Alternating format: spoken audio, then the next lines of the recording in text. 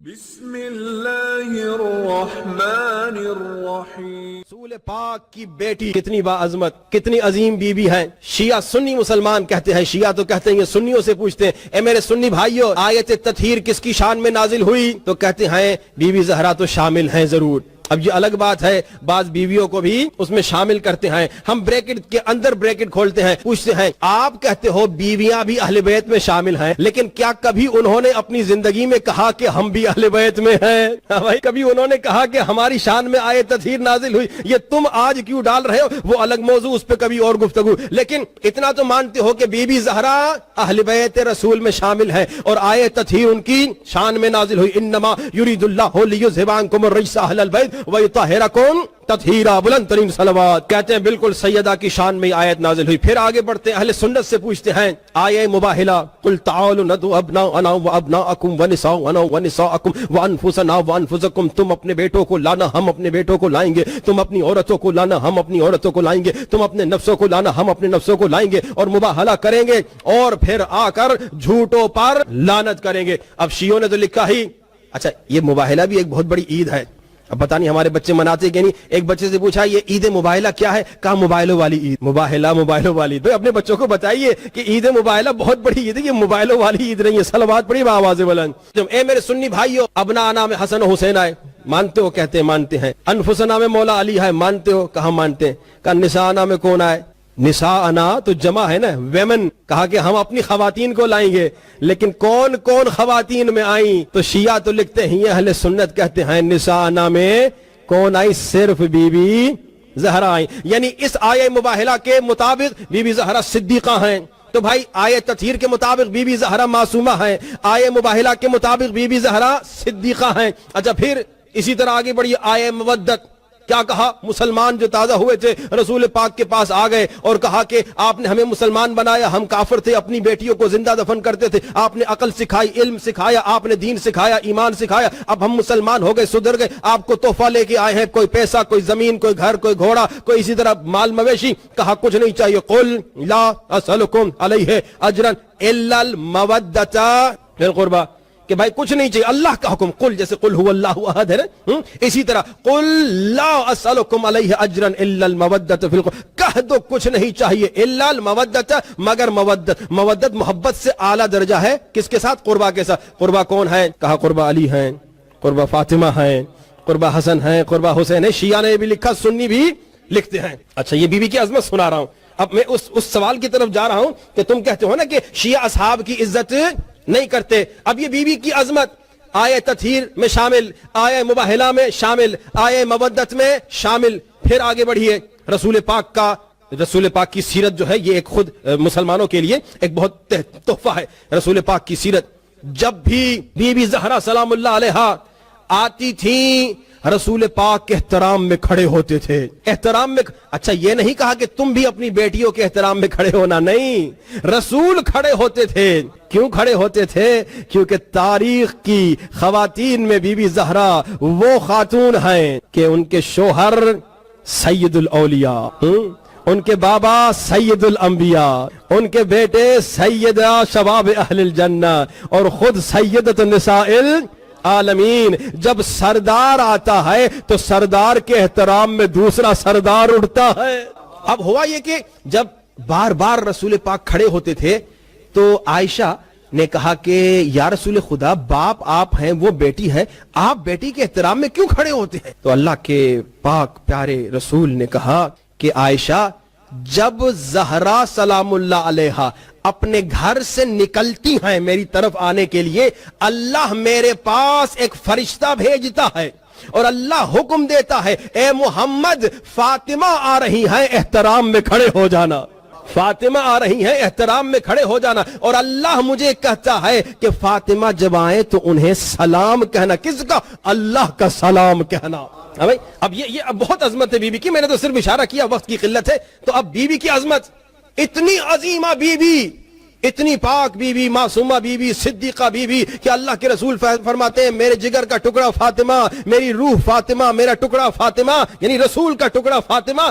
اب سوال یہ ہے، اور سب سے بڑی بات آپ ہی لوگ کہتے ہیں، بھائیوں سے سوال ہے پیار و محبت سے، کہ اصحاب کی بڑی عزت ہے، کہتے ہو اصحابی کن نجوم بأیہم اقتدیتم اہتدیتم، اصحاب ستاروں کی مانند ہیں جس کی پیروی کرو گے کامیاب. آپ ہی کہتے ہیں اگر بیوی کو معصومہ نہیں مانتے، صدیقہ نہیں مانتے، صحابیہ تو مانتے ہی ہو، کیونکہ آپ ہی کی ڈیفینیشن کے مطابق صحابی کون ہے؟ جس نے ایک بار رسول کو دیکھا وہ صحابی.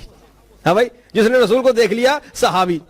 اچھا بیوی نے تو بہت دیکھا تو صحابیہ تو مانتے ہو، اور آپ ہی کہتے ہو اصحاب کی پیروی کرنا کمال ہے، کامیابی ہے آپ کے مطابق. ہم نہیں کہتے، ہم کہتے اگر سارے اصحاب ستارے ہوتے تو سورہ منافقون کس کے لیے اترا؟ بھائی سوال ہے، اگر سارے اصحاب ستارے ہوتے یہ سورہ منافقون کا تیرے باپ کے لیے اترا؟ صلوات پڑھی بآواز بلند. تو اب بیوی کو صحابیہ مانتے ہو اور تم ہی کہتے ہو کہ سارے صحابی ستارے جس کی پیروی کرو کامیاب ہوگے، تو ہم پر اعتراض نہ کرنا کہ ہم بعض اصحاب کو کیوں نہیں مانتے.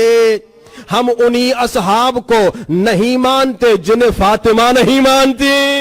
ہم پہ اعتراض نہ کرنا. اچھا کیوں؟ کیونکہ اب سوال پوچھتا ہوں اپنے پیارے بھائیوں سے. ہمیں اپنے اہل سنت کے بھائیوں سے بہت محبت ہے، اتحاد بھی ہے. ایک مکہ بنیں گے دشمن کے منہ پہ، ہم شیعہ سنی مل کے دشمن کے منہ کو توڑیں گے، اس میں کوئی شک نہیں، لیکن علمی گفتگو ہو رہی ہے. اے میرے سنی بھائی، کیا فاطمہ اور فاطمہ سلام اللہ علیہا نے انہوں نے صرف یہ نہیں کہ نہیں مانا، وہ غضبناک ہوئی. میری طرف سے جملہ نہیں، صحیح بخاری ہے، اٹھا کے دیکھ لیجئے. وہاں پہ ذکر ہوا صحیح بخاری میں فغضبت فاطمہ، نام بھی آیا ہے، میں نام نہیں بتا رہا، کہ بی بی زہرا غضبناک ہوئی بعض اصحاب پہ اور مرتے دم تک ان سے بات نہیں کی، اور فرمایا انہیں میرے جنازے میں بھی آنے نہیں دینا. یہ پوری روایات موجود ہے. امامہ اور سیاسہ بھی اہل سنت کی کتاب ہے، اس میں تو اور زیادہ باتیں لکھی ہیں. صرف اشارہ کروں کہ ان صحابیوں کو جن کو آپ صحابی کہتے ہو، ان کو بی بی زہرا نے کہا میں ہر نماز میں تمہیں بد دعا دیتی ہوں. یہ ریفرنس جسے چاہیے مجھ سے لے لے، موجود ہے. اور اس پر ماشاءاللہ 4 سالوں سے ہر سال ہر 2 سال میں ایک مرتبہ نوحہ مومنین علماء تیار کر رہے ہیں کوشش کے ساتھ، جس میں ہر نوحے میں 20 ریفرنسز ہیں. اس سے زیادہ شیعہ سنی کتابوں کے وہ ضرور دیکھیے گا انشاءاللہ، اور وہ زیادہ سے زیادہ اپنے بھائیوں کو پھیلائیے گا کہ بھائی کتاب آپ کی ہے، بات تو ہماری ہے. ہاں بھائی، کتاب تو آپ کی ہے لیکن بات وہی ہے جو ہم کہہ رہے ہیں کہ بی بی غضبناک ہوئی. اب سوال، کیا بی بی جب ان اصحاب پہ غضبناک ہوئی کیا صحابیت سے نکل گئی؟ نہیں. کیا عصمت سے نکل گئی؟ نعوذ باللہ نہیں. کیا صداقت سے نعوذ باللہ نکل گئی؟ نہیں.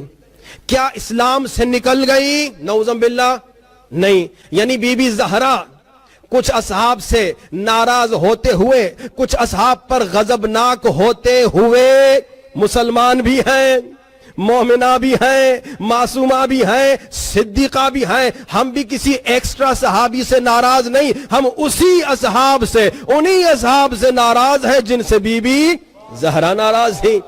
تو آج ہمارے اسلام اور ایمان پر بھی آپ کو ایک زحمت دینا چاہتا ہوں عادت کے مطابق، کہ جہاں بھی میں جاتا ہوں اپنی ساری میں نے باتیں آپ کو بتائیں کہ بھائی علم حاصل کرو، عادت بدلو. مجلس سے نکلیں گے آپ لوگ بھول جائیں گے. کچھ مختصر لوگ ہوتے ہیں جو گاڑی چلاتے ہوئے بچوں سے پوچھتے ہیں کہ مولانا صاحب نے کیا کہا، وہ بھی گھر جا کے سو کے بھول جاتے ہیں. تو مومنین کیونکہ بھول جاتے ہیں، تو میں نے ایک ٹیکنیک تقریباً کئی سالوں سے مجالس میں رکھی ہوئی ہے کہ مومنین کو کم سے کم 40 دن تک جو ہے نا اپنے ساتھ باندھے رکھنا، کہ بھائی مجلس کے بعد بھولو نہیں بلکہ 40 دن تک مجلس پہ عمل کرو. مجلس کا مقصد یہی ہے کہ جب مجلس میں آتے ہو تو تبدیل ہو کر جاؤ، کوئی نئی چیز تمہاری زندگی میں اچھی آ جائے، بری عادت نکلے کوئی اچھی عادت آ جائے. اچھی عادت تقریباً 40 دن میں لگ جاتی ہے انسانوں کو. اور جہاں ہم نے آج ہی صبح ایک مومن نے بتایا تھا کہ مولانا آپ نے 4 سال پہلے جو بتایا تھا، آپ نے کہا تھا کہ فلاں عمل کرو، اور ہم کو 40 دن یا 1 ہفتے کے لیے آپ نے کہا تھا، اب 4 سال ہو گئے ہم ابھی تک کر رہے ہیں. تو یہ عادتیں بہت اچھی عادتیں کوشش کریں اپنی زندگی میں لائی. اور وہ اچھی عادت آپ کو کیا ڈالنی ہے؟ وہ یہ کہ آج سے 40 دن تک، آج کون سی نومبر ہے؟ 14 نومبر ہے.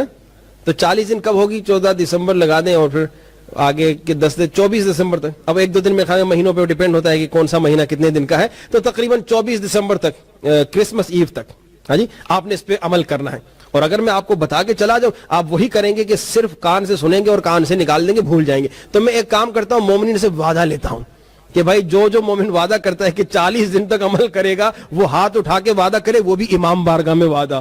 ہاں جی، امام بارگاہ کا وعدہ آدمی توڑتا نہیں ہے. اب کس چیز کا وعدہ؟ عمل مشکل نہیں، کیونکہ آپ بالکل میرے لیے نرسری والے، جہاں میں نیا جاتا ہوں وہ میرے لیے نرسری کے بچے ہوتے ہیں. تو نرسری والے کو آسان کام دیا جاتا ہے. ویسے میں 500 مرتبہ کہتا ہوں، آپ کو 100 مرتبہ کی زحمت دوں گا. 40 دن تک ہر روز 100 مرتبہ آپ نے یہ ذکر کرنا ہے. اور یہ اتنا پاورفل ذکر ہے، اتنا کمال کا ذکر ہے کہ روایت میں ملتا ہے کہ جب کوئی ایک مرتبہ, کتنی مرتبہ, ایک مرتبہ یہ ذکر کرتا ہے تو اللہ تبارک و تعالیٰ نے ایک فرشتہ بنایا ہے جس کے پر, اب یہ حدیث سمجھانے کے لیے بتا رہی ہے, جس کے پر مشرق سے مغرب تک لمبے ہیں, اور جب کوئی شخص, کوئی مومن ایک مرتبہ یہ ذکر پڑھتا ہے, وہ فرشتہ حوض کوثر میں ڈبکی مارتا ہے اور پھر نکل کے اپنے پر ہلاتا ہے, اور جب پر ہلاتا ہے ہزاروں کی تعداد میں اس پر سے پانی کے قطرے گرتے ہیں اور ہر قطرے سے ایک فرشتہ بنتا ہے, اور یہ تمام ہزاروں کی تعداد میں فرشتے اس ایک مرتبہ اس ذکر کرنے والے کے لیے قیامت تک دعا کرتے ہیں. اب اندازہ ہوا کہ بھائی ایک مرتبہ ذکر ہو, جب آپ 100 مرتبہ کریں گے تو کیا کمال ہوگا. اب پہلے مومنین وعدہ لے لوں یا پہلے بتا دوں وہ ذکر کیا ہے, کیونکہ ہو سکتا ہے وہ ذکر ایک مرتبہ سورہ بقرہ ہو. ہاں بھائی, آپ کہیں گے مولانا صاحب پھر تو پھنس گئے, ہو سکتا ہے کہ کوئی لمبا ذکر ہو. چلے ذکر ہی بتا دیتا ہوں, بڑا آسان ذکر ہے, اللہم صلی علی محمد و آل محمد وعجل فرجہم.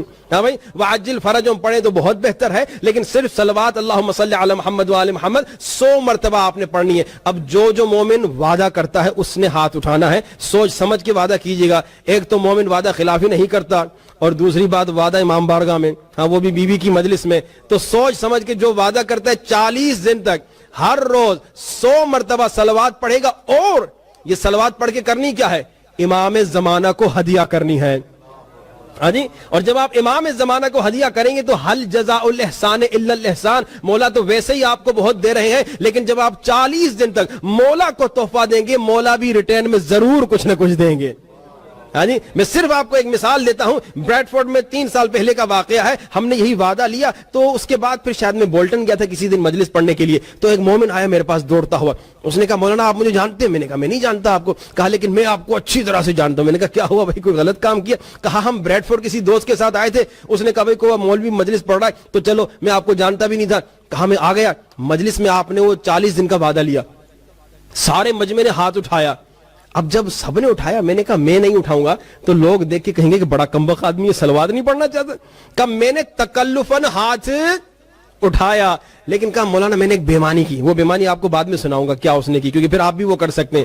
کہا لیکن 40 دن تک میں نے عمل کیا, 40 دن تک میں نے عمل کیا. کہتے ہیں مولانا, 9 مہینے کے بعد مجھ سے ملا تھا, کہتے ہیں مولانا پچھلے 10 سالوں میں جتنی میری زندگی میں پرابلمز تھی, تالے لگے ہوئے تھے, مشکلات تھیں, میں نے ہر کام کیا, وہ مشکلات ختم ہی نہیں ہو رہی تھی. کہا مولانا یہ 40 دن آپ نے کہا نا, میں پورے 40 دن صلوات پڑھتا رہا, ابھی 9 مہینے ہو گئے, اب تک پڑھ رہا ہوں, چھوڑوں گا کبھی نہیں. کہا پچھلے 10 سال کی مشکلات 40 دن صلوات امام زمانہ کو ہدیہ کرنے کی برکت سے ختم ہو گئی. اب یہ فائدہ آپ کا ہے, مجھے کیا فائدہ ملے گا, بینیفٹ آپ کو, لیکن میں زبردستی اس لیے وعدہ لیتا ہوں کیونکہ وعدے کے بغیر آپ لوگ بھلا دیتے ہیں. اب جو مومن, وہاں میں نے 500 صلوات کا کہا تھا, آپ کو یہاں 100 صلوات کی زحمت دے رہا ہوں. اس نے جو بیمانی کی تھی وہ بھی سن لیجئے. اس نے کہا تھا مولانا آپ نے 500 کا وعدہ لیا تھا, میں نے ہاتھ تو تکلفاً اٹھایا, لیکن نیت میں نے کی تھی خدایا 100 صلوات پڑھوں گا. کہا میں نے 100 صلوات پڑھ کے وہ کمایا جو آپ نے کہا اس سے زیادہ کمایا. تو لیکن آپ یہ بیماری نہ کیجئے گا ہاتھ اٹھ, کیونکہ آپ کو ویسے ہی 100 صلوات دیے. جو مومن وعدہ کرتا ہے کہ 100 صلوات 40 دن تک پڑھے گا, ہاتھ اٹھائے. دیکھو یہ تو پورے مجمع نے ہاتھ اٹھا دیا. ہاں جی, بچے سوچ رہے ہیں کہ وہ کھجا رہے ہیں اپنے سر کو. بچوں وعدہ کر رہے ہو, یہ وعدہ پورا کرنا ہے, ان کے ابو اگر ساتھ ہیں تو آپ نے وعدہ پورا کروانا ہے. بلند ترین صلوات. سب سے پہلے تو کل آنے والے پھنسے, کیونکہ کل میں پوچھوں گا آپ نے صلوات پڑھی ہے کہ نہیں. ہاں جی, وہ ایک مومن نے کہا مولانا آپ کی مجلس میں پہلے دن اگر مجمع اچھا آ بھی جائے نا, دوسرے دن مجمع ٹوٹ جاتا ہے. میں نے کہا کیا بات ہے, وجہ بتائیے. کہا آپ جو وعدہ لیتے ہیں نا, دوسرے دن جس نے نہیں پڑھا ہوتا وہ آتا نہیں ہے. صلوات پڑھیے بآواز بلند. وعجل, اور کوشش کریں وعجل فرجہم بھی ساتھ میں ضرور پڑھیں. وعجل فرجہم یعنی امام زمانہ کے ظہور کی دعا ہے. اور جب مولا کو ہدیہ کریں گے, کر کے ٹرائی کر کے دیکھیں. 100 صلوات میں 500 صلوات میں آدھا گھنٹہ مجھے لگتا ہے, 100 صلوات میں 5-10 منٹ لگیں گے. آپ ٹرائی کر لیں, گاڑی چلاتے ہوئے, چلتے پھرتے, کچن میں کھانا پکاتے ہوئے, اسکول جاتے ہوئے 100 صلوات یوں ہو جائیں گی, آپ حیران ہو جائیں گے. 100 صلوات اور ساتھ میں وعجل فرجہم کی بھی کوشش ہو. کیوں؟ کیونکہ صلوات فضائل اہل بیت کا جملہ ہے, لیکن وعجل فرجہم مصائب کا جملہ ہے. اللہم صلی علی محمد وآل محمد وعجل فرجہم.